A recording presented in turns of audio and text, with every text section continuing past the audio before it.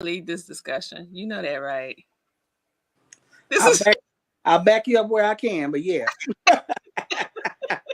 And I'm just going to sit here and just contribute sporadically. Be negative. No, I'm just playing. Listen, I love this. Okay, listen, I am always the counter argument. Y'all need that counter argument, right? No, If you had everybody to go no. along with everything, you won't get that like rigor. So that's Here my we go. role. so this is like the View. Which I never seen, but I know that they like have like all that controversy because one of the women was like the daughter of one of those Republicans, and she was always on there starting mess. So that's what it is. That's the role that you've taken. Yes, We don't need no mess. We don't need no mess. We can do this without mess. that's true. That's true. Black women are not always messy. I didn't say that. No, I said, I'm saying that we can do it without mess because Black women aren't always messy. Thank you very much. Well, we got people watching us now, so good afternoon, everyone. I assume that you know who we are. are we live? I'm up here yawning on camera. We live? Yeah, we are live. Yes, we are live. So you're getting the yawns and everything else on camera. I'm Dr. Ife Tayo Ojelade, and I live in Muskogee Territory, which is also known as Atlanta, Georgia. And I'm going to do a little different today. Diagonally from me is a sister that is in the Tomba territory. Is that how you say it, Sister Tondi? Tomba. Tomba. That's how I've heard it. I'm sure it might be wrong. Okay. And that is, I'm introducing her first because she is in the land of my birth, Tomba Territory, which is Los Angeles, California. Sister Tandi Zizwe Chimaranga is a journalist, and she is a writer And commentator. And she always gets up every month early in the morning to join us in this conversation. So welcome, Sister Tandi. And then right below me is Dr. Kendra McCrae. She is an assistant professor of history over at Clayton State University, again in Muskogee Territory, and diagonal from her in Muskogee Territory also. Well, I don't know if that's Muskogee Territory over there where you're at, Nosabelle. No, I don't know. We need to look. There's a app that you can look on that's called Where We're At. Oh, yeah. I did that for what was it, over the holiday break? Someone sent the app and I put in. I'll go back and look and see. And I'll put it in the chat. So Nosabelle Antoinette Waith is the owner of Grand Tressa Hair Products. And so I always comment because her hair always looks beautiful. And she is also an anthropologist and a professor. So thank you, fabulous women, for having this conversation. And happy Women's History Month. And I like Sister Tandi Zizwe, I saw your post earlier this week saying Happy Black History Month Part 2. Part 2. So I love that. Well, hopefully everyone got a chance to see, even the folks that are looking now, hopefully you got a chance to see the Hulu series of the 1619 Project, or you got to read the New York Times article, or got to listen to the audiobook or read the book. And that's the conversation that we're going to have today. So we're going to focus on the 1619 Project. And I think that is really good. So Dr. McCrae is the one that started us on this journey to look at this. And at first I was like, well, we're supposed to do something Women's History Month. And what she reminded me is Nicole Hannah-Jones is a Black woman. So it's very appropriate that the author, the one that really spearheaded all of this, is a Black woman. So I want to kind of start with our historian, so for her to lay the foundation for us. So Dr. McCrae, if you just kind of start just kind of giving us like an overview in terms of your perspective about the project overall. And actually I want to ask a very specific question from a historian's perspective, because we know Nicole Hannah-Jones is not a historian. So somebody that's showing up in your lane and trying to educate us. What are your thoughts about the 1619 Project as a historian? So my thoughts are that it's important for us, as historians, to be in conversation with people from many disciplines. And this is essentially what Nicole Hannah Jones is doing, right? She doesn't purport to be a historian, as I think when you hear me complain, it's when people are like, "See, I'm a historian because I love the Civil War," and that's, you know, and they're in fact a mathematician or, a physician, and they're history buffs. Um, but Nicole Hannah Jones with the 1619 Project is out front that this is long form journalism, and she is engaging history, but she also engages sociologists, and who else was on there? People in African American studies and all kinds of people, cultural Economics. critics, Yeah. economics, right? And she's really curating the telling of our history through the lens of her personal experiences and her family stories, local stories, and she makes claims. The biggest one, I think, being that 1619 is not a commonly explored year point of the birth of the American experiment, right?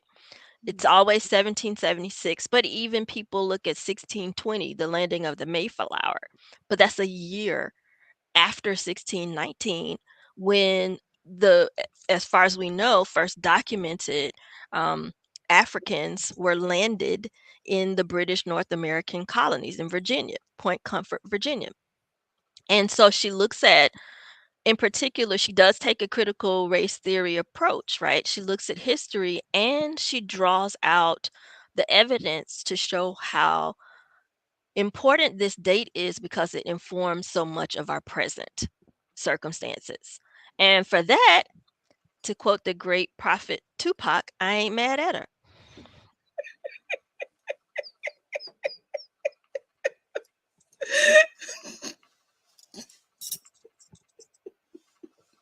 Ashe. Asheo.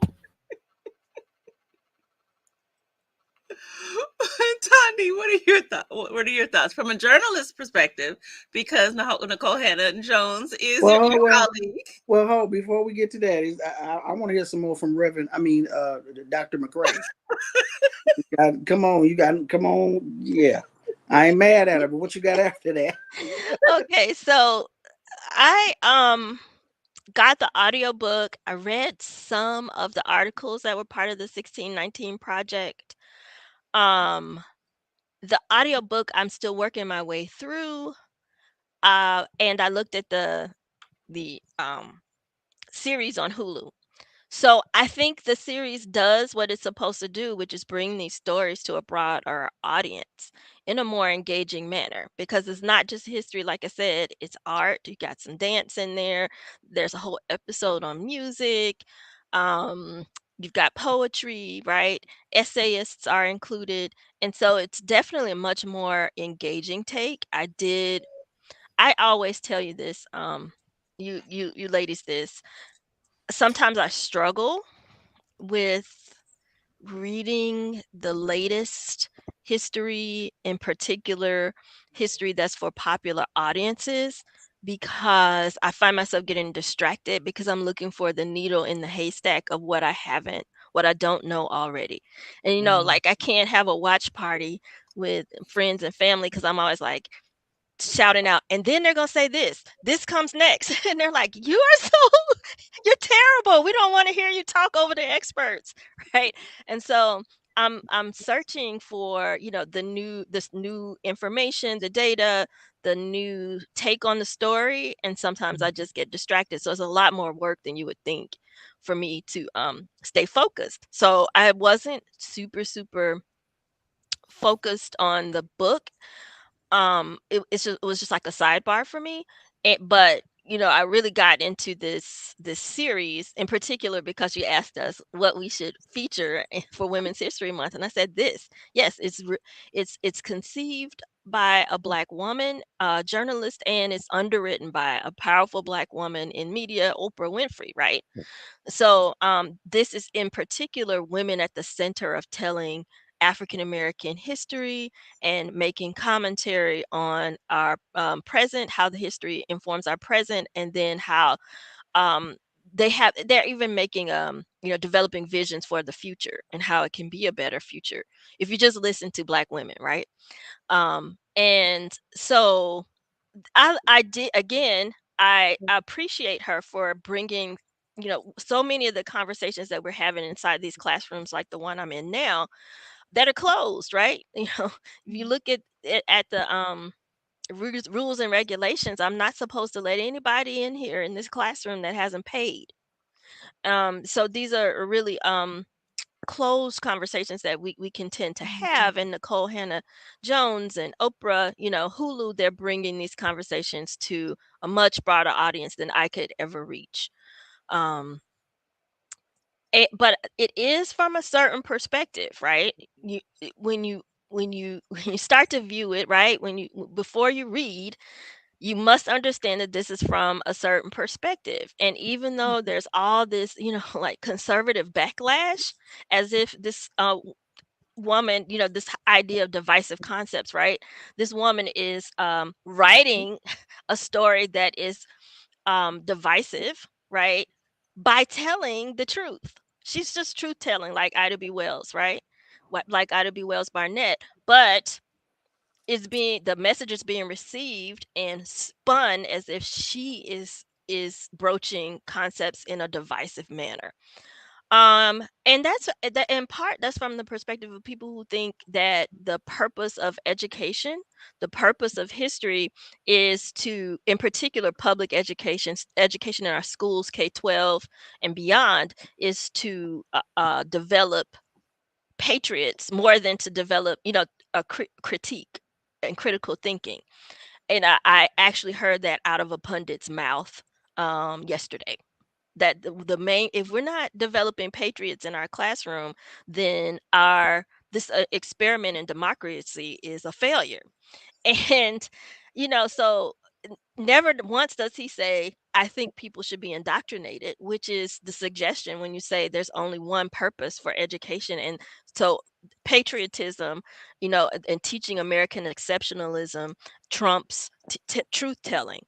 But we know this is the problematic and controversial. These are the times we're living in.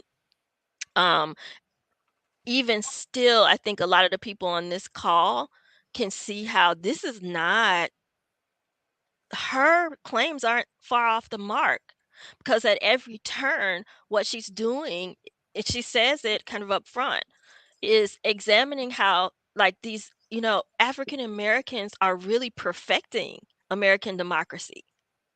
They're really finishing the American Revolution. They're really finishing the Civil War. They're really, you know, extending Reconstruction. And for that, the American mainstream owes African Americans more than erasure, right? More than demonization, more than pathologizing, but to center African Americans in the story of this country, and then repair the injustices that have been done. Um, but at the end, she says, "We can tell a different story. We can do better."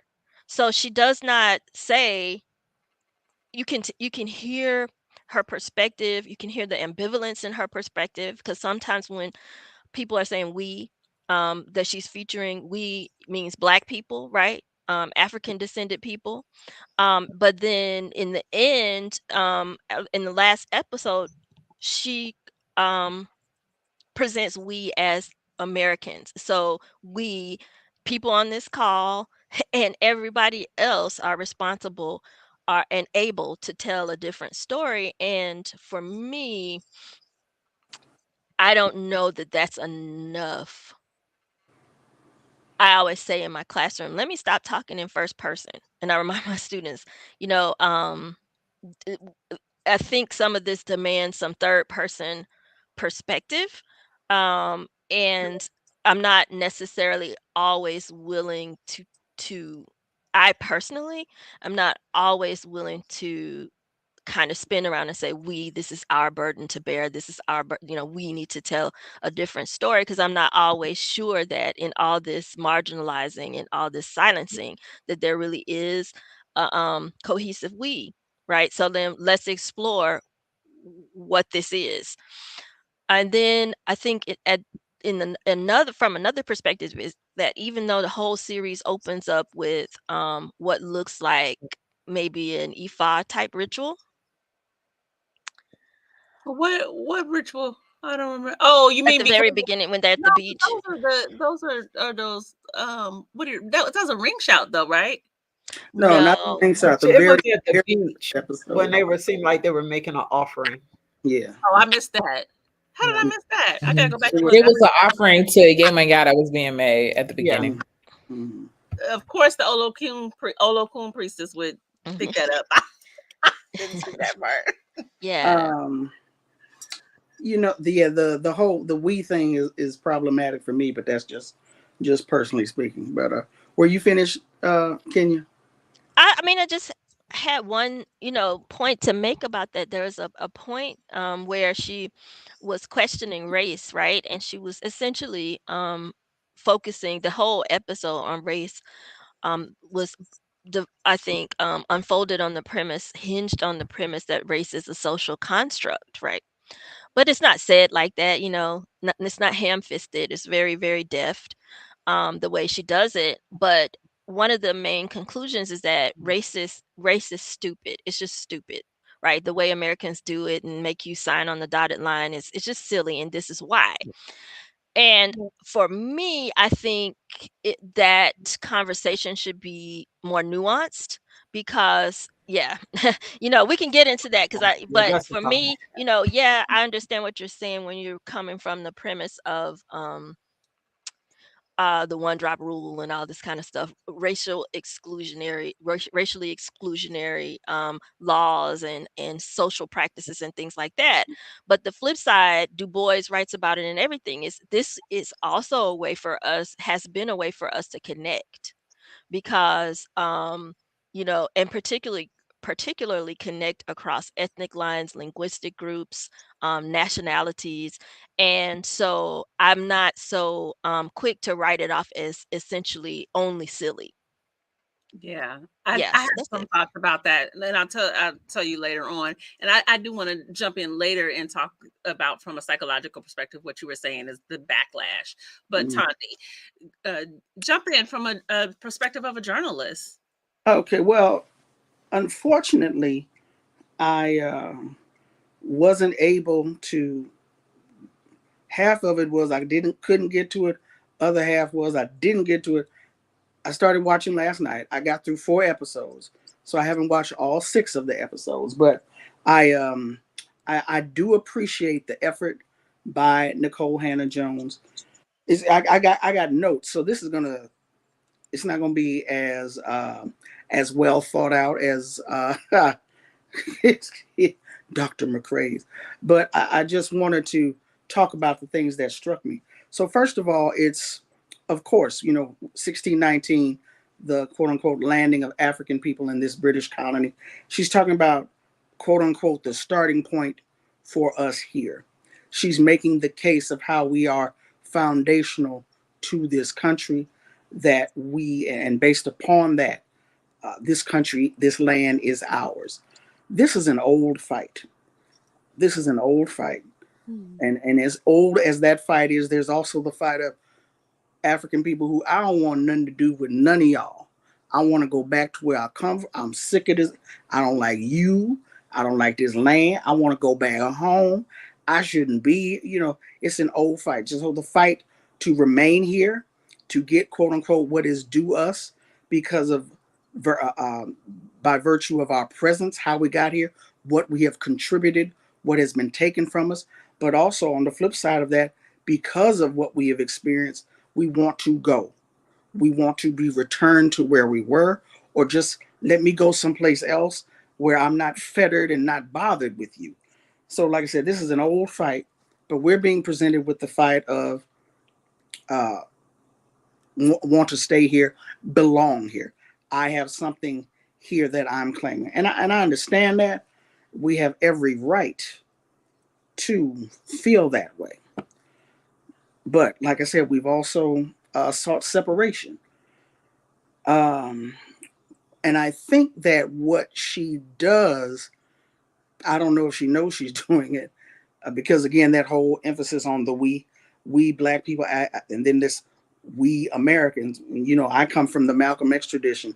It's the government, not our government. It's the president, not our president or my president. But I think that she is able to illustrate in making the case that this is ours. She's also illustrating the case that there has always been this undercurrent of we're not talking to you. We're not talking about you. You don't belong here. You're not citizens. And I think that if we dismiss that as just individual white racism, we're missing a mindset that has permeated society from the beginning. And I think that she is able, or at least what I'm picking up, I don't know. But again, we are foundational to a place that is foundationally and fundamentally anti-black. Black people are foundational and fundamental to the establishment of a place, a society, a nation, a country that is foundationally and fundamentally anti-black.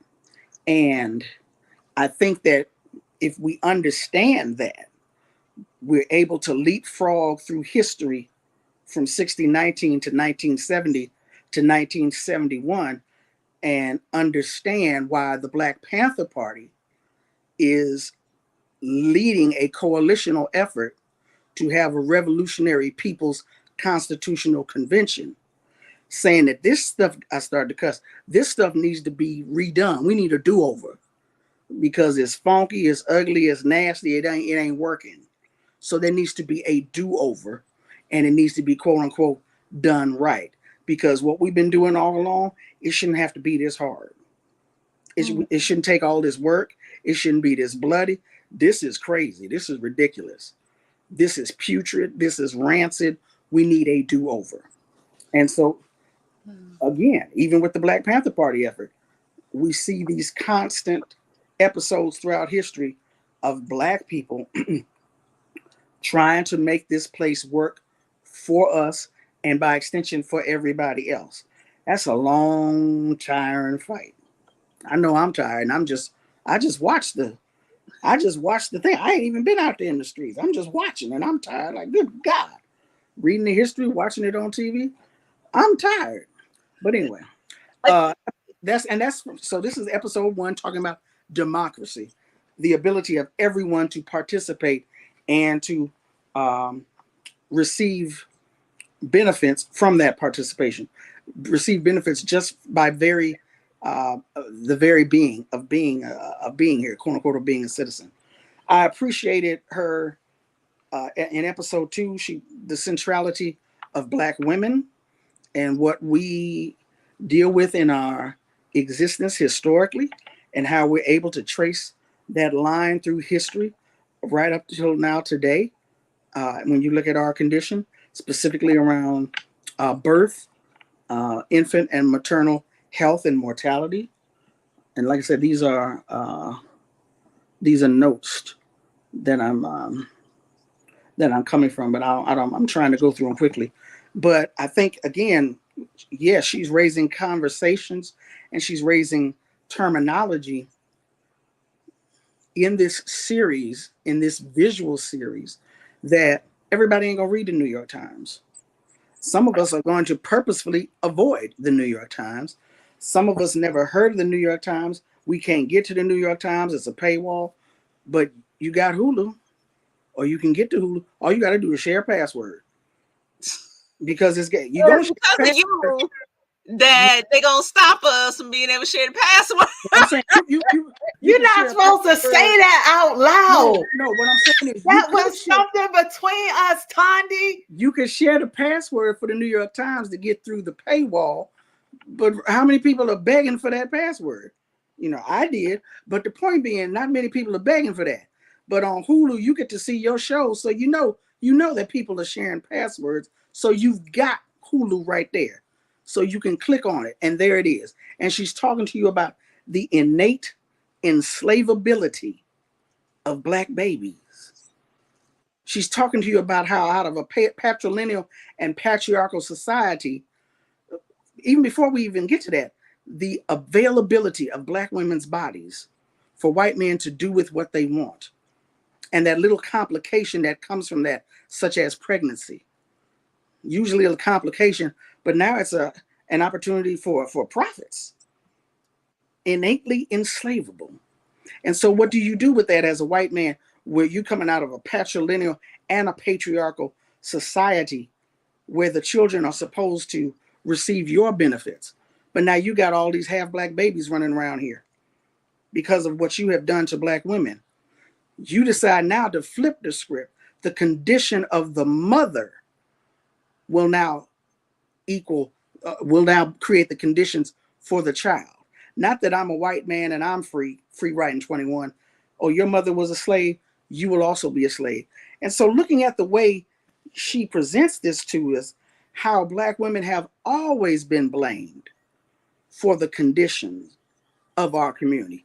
White supremacy, which is something I've always ranted about on Facebook, will never indict itself. It will never indict itself. Well, it It does will, indict itself, but it doesn't say that. It does indict itself for it thinking. will never say that your condition is a result of what I have done to you. It's your fault, whether it's a Moynihan report or a 1662 law in Virginia. It's always going to be somebody else's fault. Forced reproduction, including rape. But when you talk about 1619 Project and critical race theory, it's considered to be hurting white people's and white children's feelings. It's going to make them feel bad. But you know, what we say, the truth will set you free. Anyway, so I appreciate episode 2. Episode 3 with the music, the centrality of music in our lives, our relationship to music. And then she started talking about blackface and blackface and minstrelsy. And for me, it brought up mental illness, which is what you, Ifetaya, and I have talked about before off camera. I don't know when we're going to have that discussion on camera. I don't know if people are going to be able to handle it, but I'm just going to put that out there in terms of my belief of white supremacy being a mental illness. Moving right along, the centrality of Motown, rebelliousness in the music, and rebelliousness before hip hop, but in terms of funk and disco. I appreciated her putting it in that, classifying it that way. And then that was episode 3, dealing with the music. Episode 4 on capitalism, which is where I ended up. Let me also just say, for those who have not seen it yet, episode 5, which is called Fear, she's going to be dealing with policing and surveillance. Episode 6, entitled Justice, I could already tell she's going to be talking about reparations in that issue. But capitalism, capitalism, and she's talking about inequality in this episode.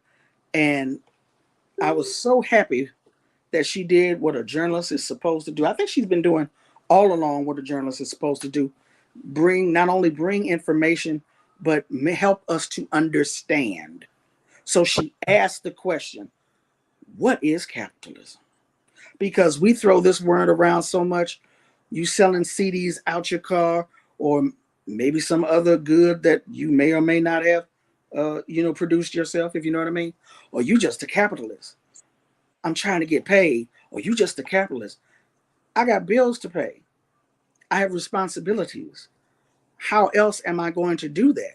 I could sell myself, or I could sell this. But that doesn't necessarily mean that you're a capitalist.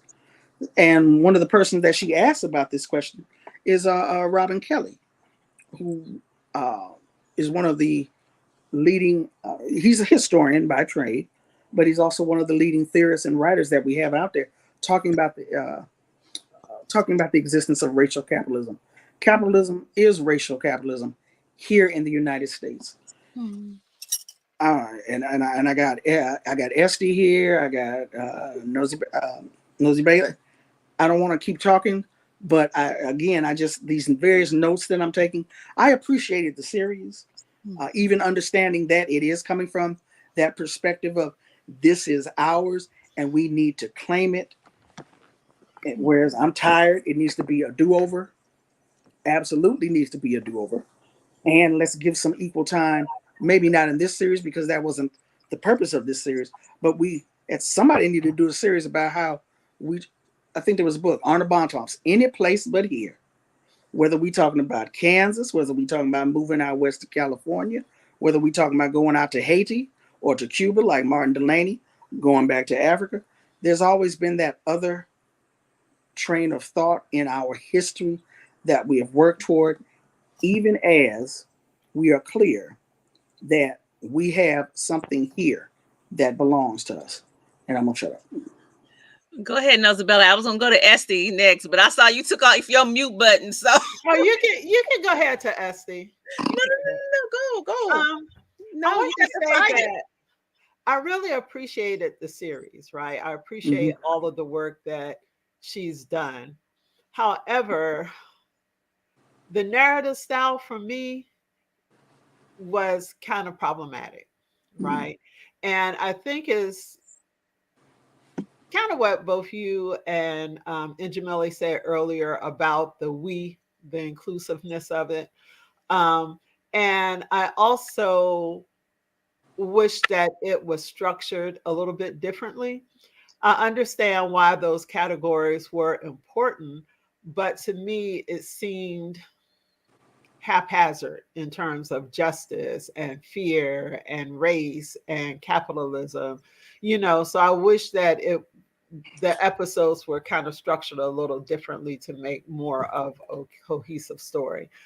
Because to me, it's like she's taking different different ideas or different ideologies to try to kind of piecemeal to tell a story about our presence here in the United States, where certainly all those things are a part of our existence here.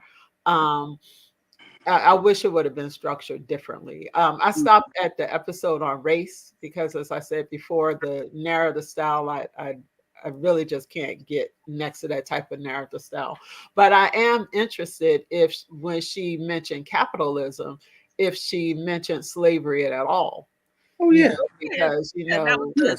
yeah, and how they did it. So those are just like my initial thoughts on it. I appreciate what she did. I being a Virginian and now ATLian, I can appreciate those two different perspectives. And we can get in a little bit of that, but I just wanted to put those initial thoughts out there. Okay. And I just want to just make this point is that every time when we look at history and all the problematic things that happen, usually we can look at your home state of Virginia. The foundation of I tell people that is the jump off point for everything. And I would have people debate me and tell me Virginia is not the South. No, that was like it is the belt buckle of the Confederacy, Richmond, Virginia. That was the belt buckle right there. And everybody was like, no, Virginia is, I don't know what they're talking about, because Virginia, that is a whole different type of racial oppression. And every time I go home, it's like you're walking into a film of it. It's so tangible, right? And I don't know if you all grew up in Virginia or if you're from there, but the racism is very palatable and is very tangible. It's something that you can actually feel, taste, and touch whenever I go back home. I was like, oh, I love my family. I'm having a good time. I miss Virginia. It's so beautiful here. I got to go back to Atlanta. I can't deal with all of this. So we'll get in. And I really do want to talk about her perspective of race, but I'll let Reverend Ia Esty chime in. Somebody in the comments said Virginia ain't no joke. No, it ain't nothing Yeah, that's Alethea saying that. Yeah. Okay, so Esty, I want you to say, I want you to jump in. I want you to give us a spiritual diagnosis, though. Like when we think about particularly the people that are pushing back on this from a spiritual perspective, because you're the one that got all the training and got the reverend in front of your name, from a spiritual perspective of these people that think, that they're trying to create this democracy and from this Christian democracy. What is spiritually going on with them? But How are anyways, you going to tell her what to say? no, I Ask just want her to answer the question. She's a Christian minister. I want to know what's wrong with these Christians. I mean, but I don't think that has anything to do with Christianity. Okay, I To just be want somebody else honest. to say it, not me. Yeah, because it has nothing to do with the Christian project, right? So, white conservative evangelical versions of Christianity have um, taken on racism as a part of their propaganda because it's an effective tool. Really, I don't think it's a spiritual connection at all. But making Jesus white makes it work, and it keeps people empowered the ways that they want them to be. And I think the where the spiritual diagnosis probably happens is when you find black people in those churches, and black churches in those denominations or in those structures and hierarchies, or black churches who are practicing white supremacist versions of Christianity. And I think there we really see the spiritual implications of what we're talking about. That for me, I think connects to what Tiny summed up in living in an anti-black society that was built by black people. Right, the spiritual implication of that is deep.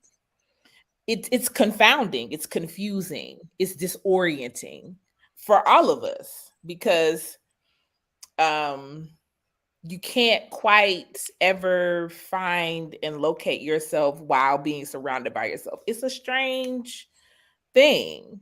It's a strange thing. And for us as African American people, we experience that in a way that doesn't exist anywhere else on the planet. Because even in other enslaved areas, regions, right, the way it shows up here, it doesn't show like the capitalism and the power and the money, like the same types of dynamics just don't work the same ways. Which is why I think you see black folks trying to find ways to live into whiteness without needing to claim it. Because really, I think spiritually, you're just trying to find home. You're just trying to find your location. So there's a diagnosis I have is for that, which is actually what I did love about the series. So I did have a very spiritual response to the series, because for me, it felt like an opportunity to create an opening for people to see themselves in a way that I hadn't experienced from a historical approach before.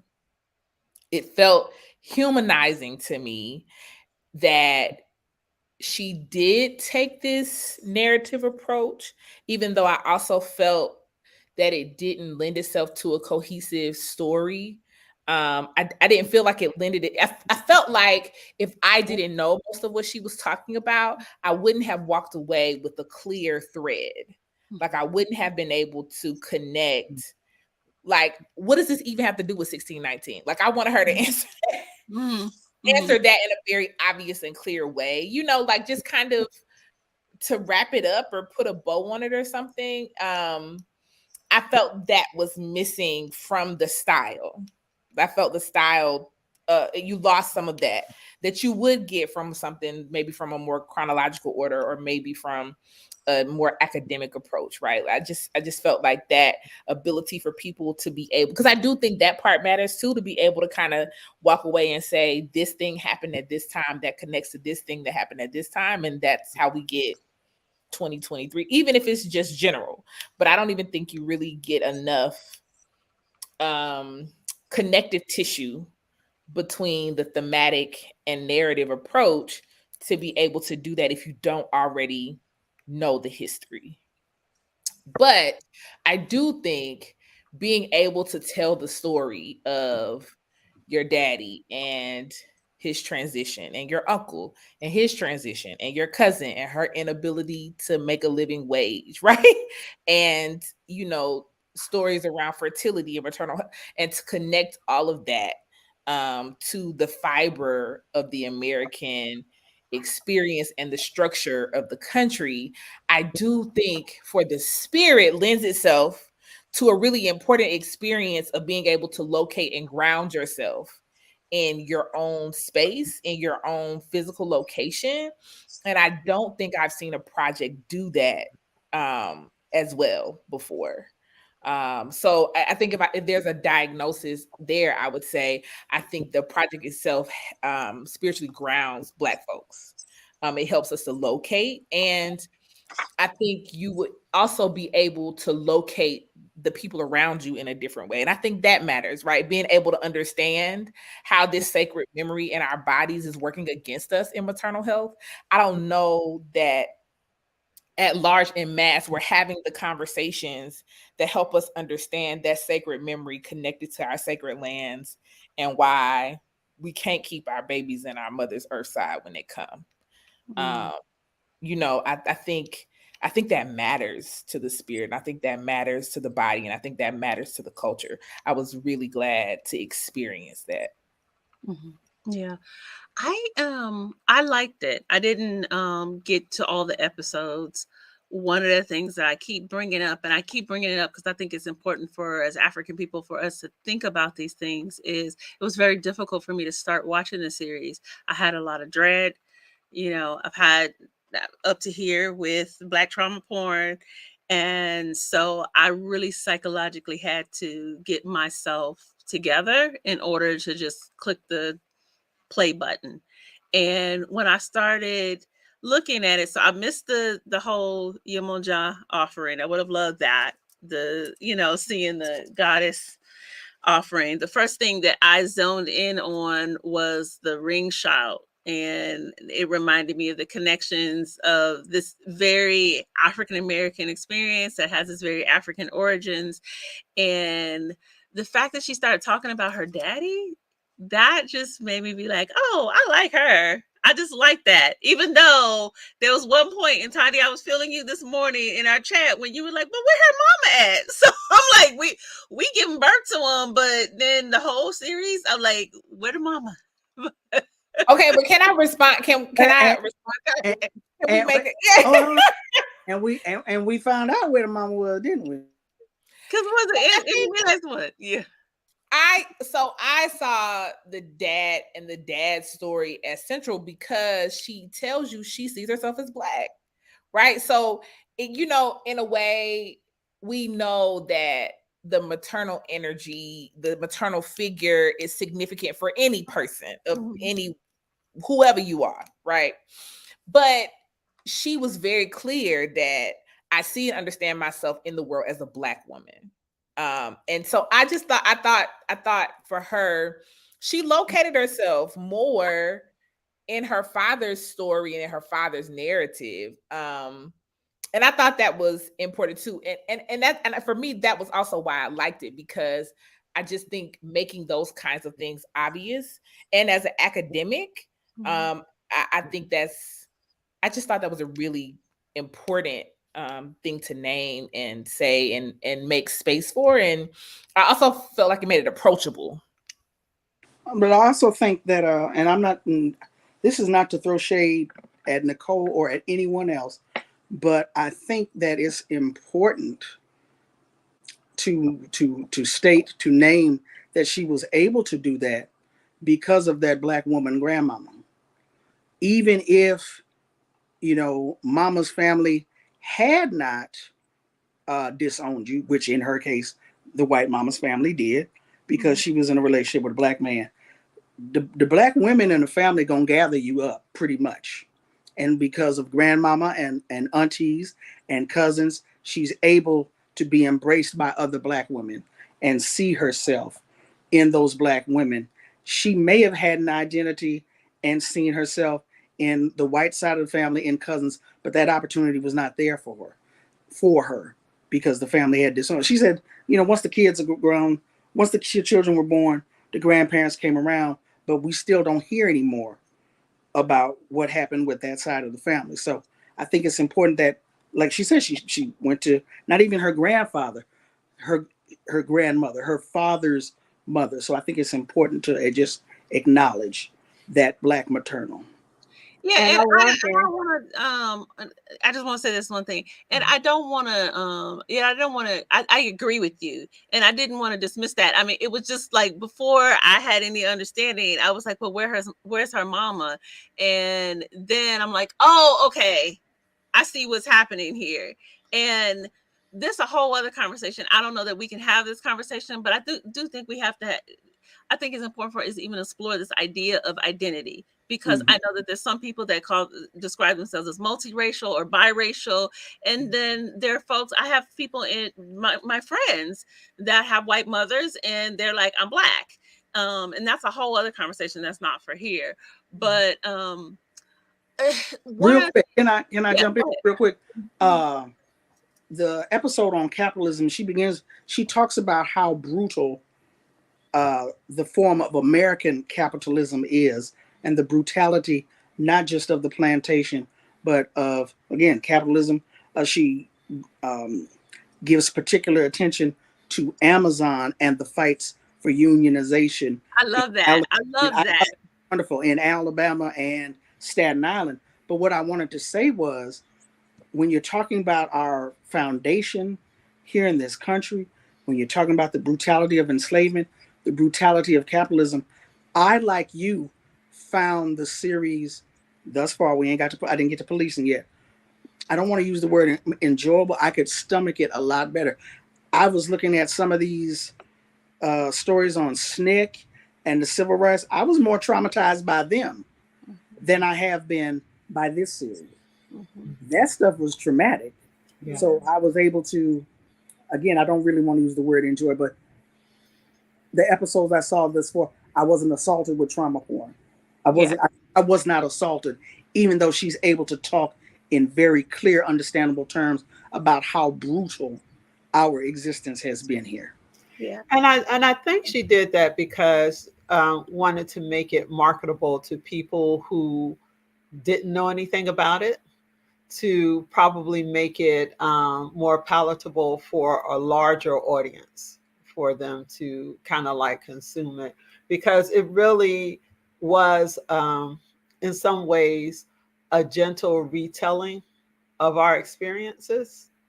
I think in some ways, even though when you look at, because the episode, because I don't know if I can use the word enjoy either, Tandy, but I thought the episode on race, particularly the way that they did African American women, how our bodies have been treated since we landed here on these shores, was really interesting to me, because it's something that, I talk a lot about, and sometimes is really hard for people to digest. When you tell them that all of the things that we benefit are not all of the things, but a lot of the things that we benefit in OBGYN is a result of torture that was done on African American women and their bodies, is kind of hard for people to stomach that, but it is a reality. And to look at But how, but go ahead. she brought it out though. I'm just Yeah, saying, she bought. That's why I it was said she there. bought it out in a way Mhm. that was not as salacious as some of the ways that I've heard it done, and not as traumatic. Right? It is a very, very horrible thing, but the way that she approached it in this series didn't make it as brutal as I've seen it elsewhere. Right? I thought And the perfect. oh, I'm sorry, Esty. I just wanted to respond to Nosabele. When I mean, not respond, but add on, when you said a lot of what we experience now in terms of modern gynecology was done because of experiments that were done on Black women. I think I want to make sure that people understand it's not just that. They're not just making that point. That point is huge and deep enough, but the Black women, Betsy, what is it, Lucy and Anarcha, were actually made to assist with those processes by James Marion Sims.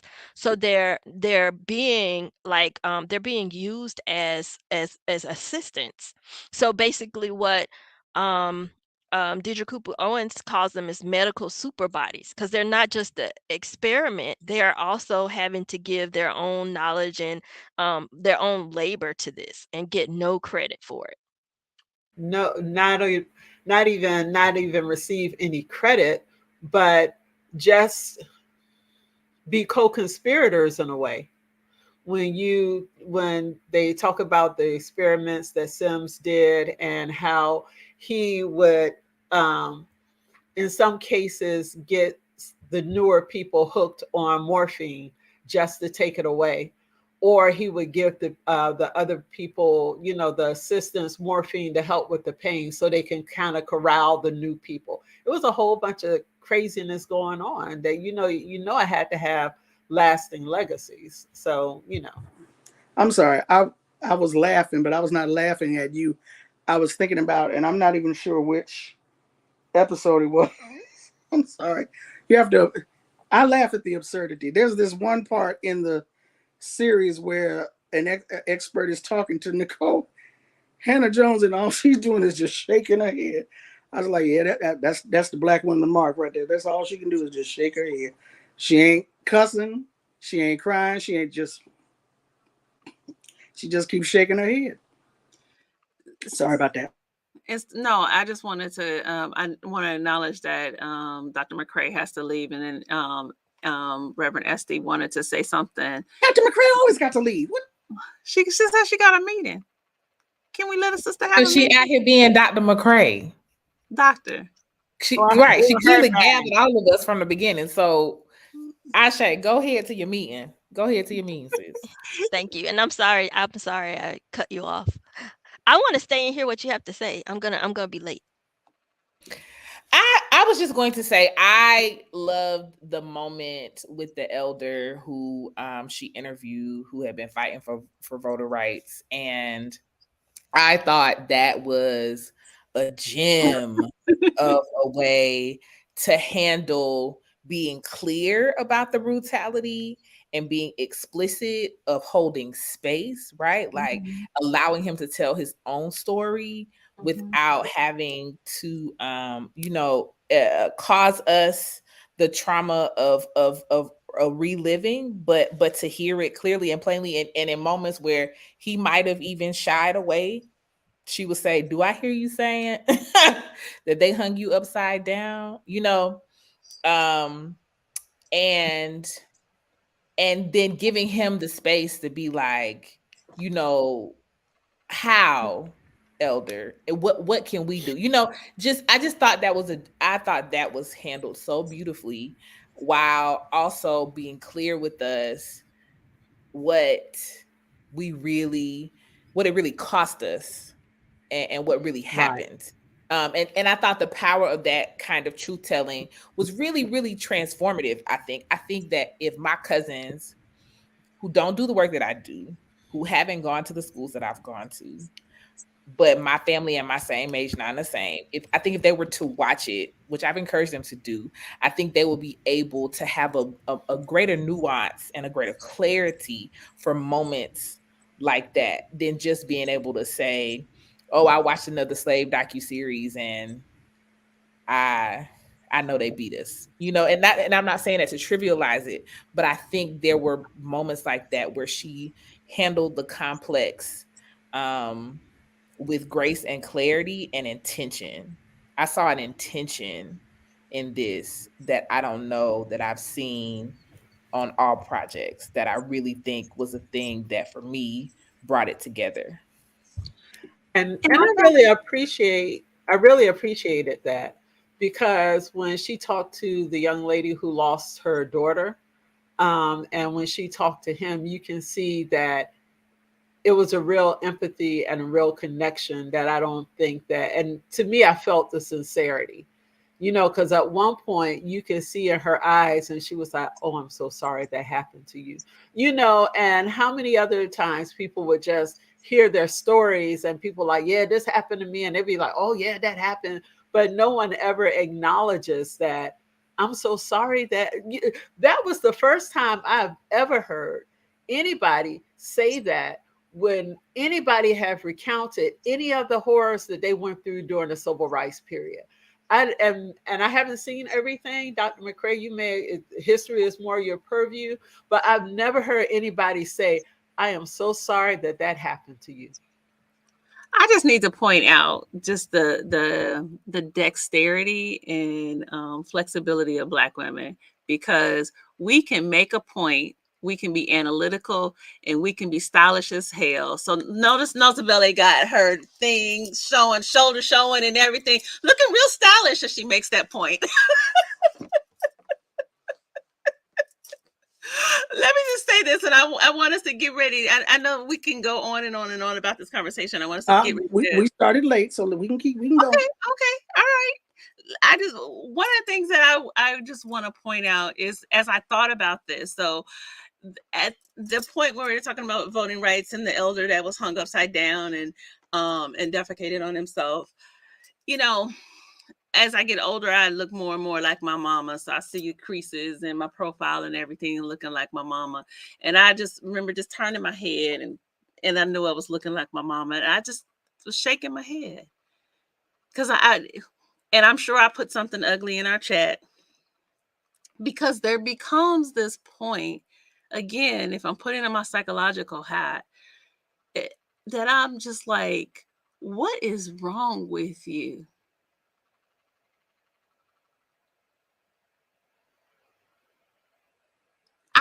I can't even say nothing else. What is wrong with you? This will bother me. That you conceived of it.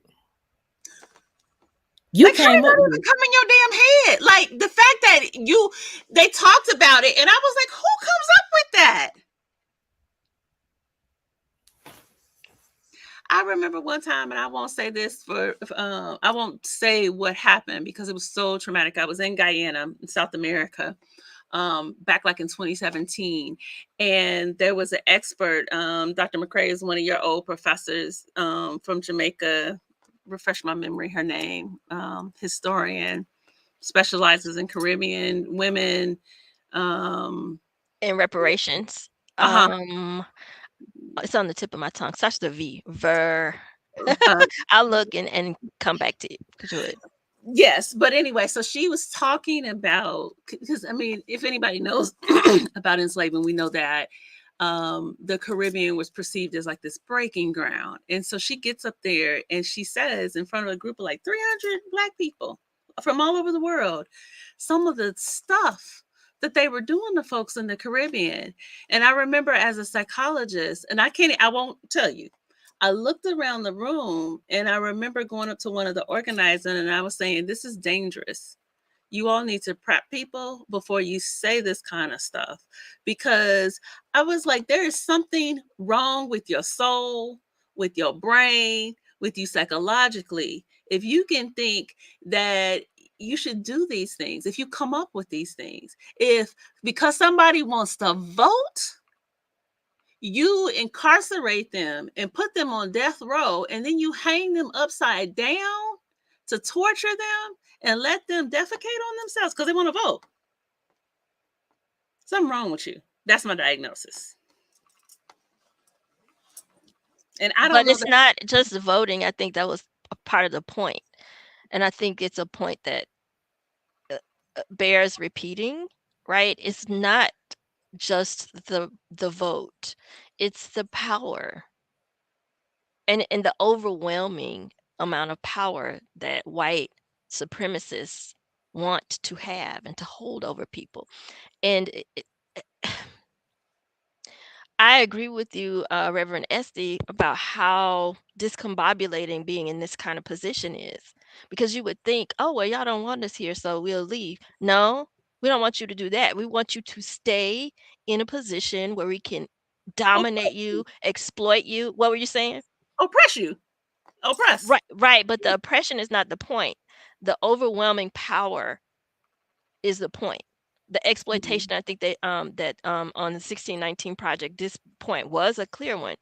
A lot of times I can't remember if they said pointedly that a lot of times we are given this impression that slavery happened because people were weak, because people in Africa were fighting and couldn't get it. No, the heart of it is wholesale economic exploitation to enrich a specific group of people.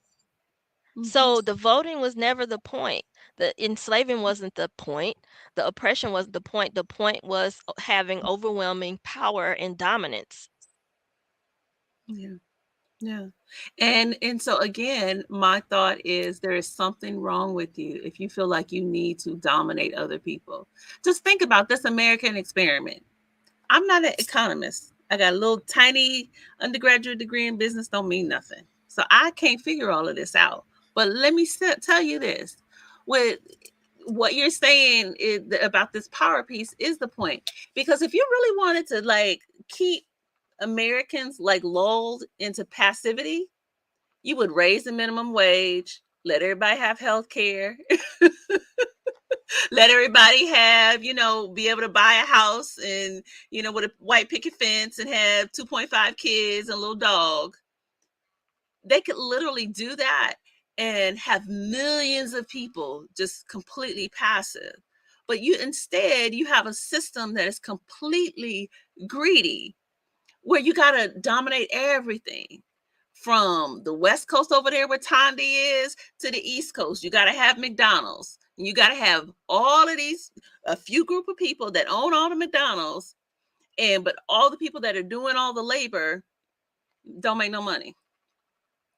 That makes absolutely no sense to do stuff like that. So I mean, I like you are saying that the understandings, it was the data was made palatable, understandable, right, in the 1619 project. So there was one particular point where they made that clear. 10% of the people in the United States dominate 70% of the wealth. Mhm. That's crazy. 40, then the middle class is 40%, then the 50% that are at the bottom control 1%. 1%. The when she said her cousin, now I did like this at first. I liked how she centered her father and her family. At first I wasn't sure about it, and I do think that there were some gaps and it wasn't necessarily coherent like you said, Esty. But I appreciated just like kind of everyday black people stories, and her cousin being at that job for 15 years, and she said she was making $10 an hour. Less, Less less than than $10. She said less, thank you for the that. correction, less than $10 an hour. And she ended up living better with the pandemic money than she had ever lived working, working at that job. There's something wrong with your soul. And I really want us to, so I want us to shift from this, but I would like to challenge us to even just think about in the future. Maybe we can ask Corey to see if there's some book on kind of capitalism. Like, I think we really need to analyze this idea of capitalism and white supremacy because it's encroaching more and more in our lives. Whether we go into Lowe's and you got people, I went into Lowe's a couple like last month, and I'm asking the guy for electrical tape, and he don't know what the electrical tape is working in Lowe's. I was like, what is this? What is this? I'm like, I'm not kidding. I told Jamile about this. What is this? So we literally have people that just show up, and you're just trying to you create, since enslavement is illegal now, you create this class of folks that cannot take care of themselves, that cannot financially afford to live on their own, but then it causes you to just have like worse and worse services across the board. Why do y'all think that's gonna last long term? Anywho, I'm done. I'm done. Because violence. Yeah. Because violence, because it's not just physical violence, right? It's a social violence. It's a social death, right? Um, Orlando AKA Patterson. slavery. Oh, yeah, Yeah, Marine that's Shepherd. what That the was her name. I original thought about slavery. it. Marine Shepherd. Thank Yeah, you. you know, Again. 50 years old, y'all. It took me a while to find the file cabinet it was in. Yeah. Yeah. Yeah. I also think it's and I feel like the fear episode could have gone so many ways. But I also think the the tool of fear is really a big part of it, right? Like I remember this made me think of my grandmothers, and I mean get tiny like these maternal figures that we have that are just so critical to our existence. But I remember talking to my grandmother who is from rural Alabama. When I was a teenager and I really was able to kind of sink my teeth into our histories Mhm. and being like, grandma, you didn't want to go march with Martin, like Montgomery right up the road. You know what I'm saying? Like that just seems so obvious to me because it's me. And she was like, I was scared. Like I was at Mhm. home.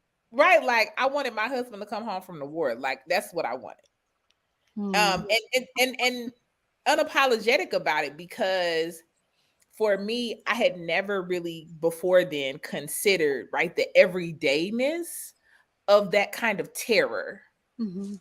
Um, when in a county in cities that we know were so common across South Carolina, Georgia, Mississippi, Alabama, Louisiana, where to even show up meant that you and the family would be lynched. You know what I mean? Mhm. Like when you have that level of fear, it also works. That's the other thing. Like that's the Mhm. other side of it that I kind of felt like Nicole Hannah Jones was trying to speak to. What is that the tools of terror were effective, but we never got a chance to also tell the story of what it was like to live in that. Like the tool of controlling all of the wealth of the country is effective, right? Like black folks can't live. We can't live, we can't be healthy. You know what I'm saying? Like her daddy died in poverty like all of our family members do, Mhm. working the same job. Yeah. Right? Like I could give you a list of family members that worked at the railroad for 40 years, right? So I think there are so many layers to what I think she was, which is why I liked it. I felt like she was really trying to get at as much as she could in a way that was approachable, in a way that people could have some easy and clear takeaways. Um, but I really loved that I felt like black folks will walk away watching it and feel better. Got it. Got it. Got it. Which makes sense. Let's do this. I know we do have to wrap up now because I see Nosabella said she got to go in a couple of minutes. Let's do this as our closing comments. Nosabella, your closing comment on this. I really appreciated the series. I think, like everyone is saying, that people could take a lot away from it. I wish that, however, I wish it was organized in a different way, but I do see the benefit of having it organized the way that she did.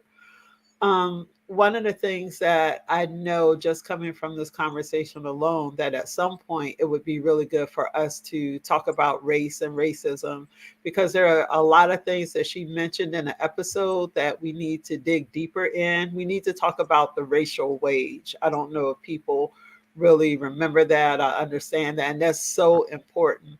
Mhm. Um, the how just about our existence here and how it's tied to all those things. But I do think it's a series that everyone should watch. I appreciate it for, and again, I am very touched and moved and appreciative of how she approached the subjects, not just with her storytelling, but her interaction with other people. in the series. So that was it. Reverend Esty, your closing comment. Yeah, I'll jump in. Closing comments. Watch it, watch it, watch it, watch it, watch it. It's definitely worth the watch. It is definitely a place where you can go and hear and learn and see yourself. And you know, we will we all have our different ways that we might have approached it if it was us. But I think she put her heart in it. I think her intention is clear. Oh, yeah, you can It's see definitely that. worth the watch. Is definitely for us. Um and I think watch it with your family, have conversation about it, because I think that's really where the work is in how what we take away and how we apply it, and that's gonna come from us dealing with this and having these conversations with each other. And then take care of yourself. If you need to stop and breathe and pause, right? The maternal health episode was actually the heaviest for me.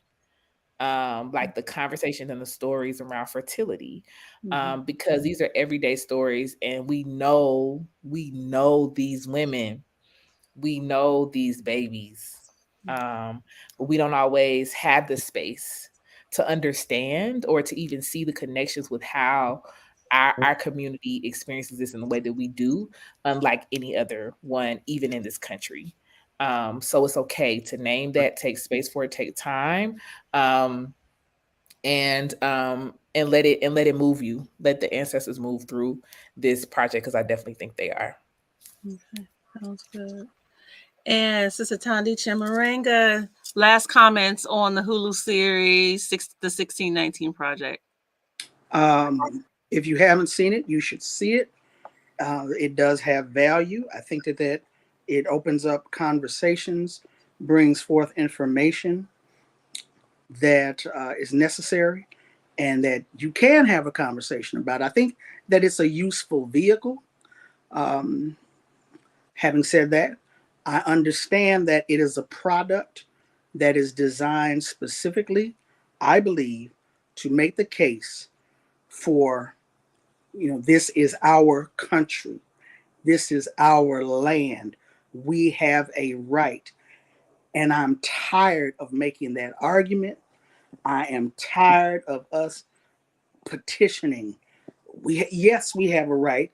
And let's stop trying to make somebody else, let's stop trying to make the case to someone else. And let's stop trying to make the case to ourselves that we need to join and make this we need to take this over. This mess is funky. After a certain point, you can't wash the wall no more. You need a new coat of paint. After a certain point, you can't vacuum, you can't shampoo the rug no more. You got to take the rug up. You understand what I'm saying? You got to take up we've done all we can do with this rug. It's got to go. The carpet got to go. Something has to be done. Yes, we have blood in this soil. Yes, we have an investment. What we gonna do with it? Are we gonna keep shellacking the wall? It's done gone from paint to shellac now. What are we going to do?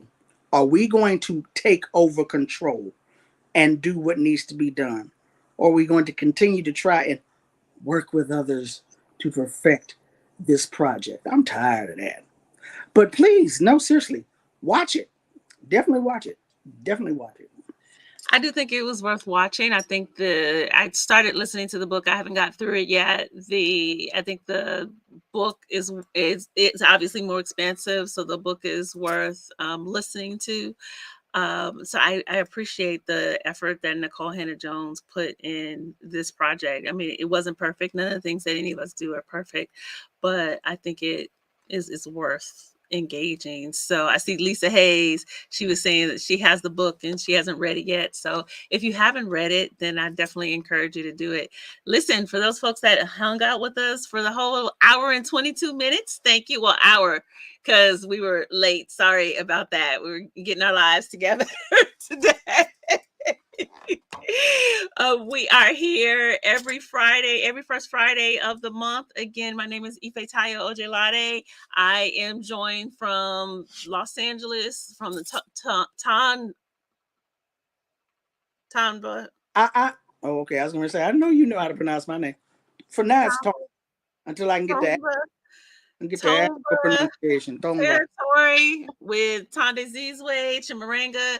She is a journalist and a commentator out there in Los Angeles. And then Nozabele Waith, who is the owner of Grand Tressa, and she is also a professor and anthropologist. And Reverend Iya Esti Nina Dillard, who's also known as Mawasi and also known as Okun Sade. And she's also a Olokun priestess and the owner of Endless Spiritual Consulting. So come hang out with us. If you haven't done so already, do me a favor and like this.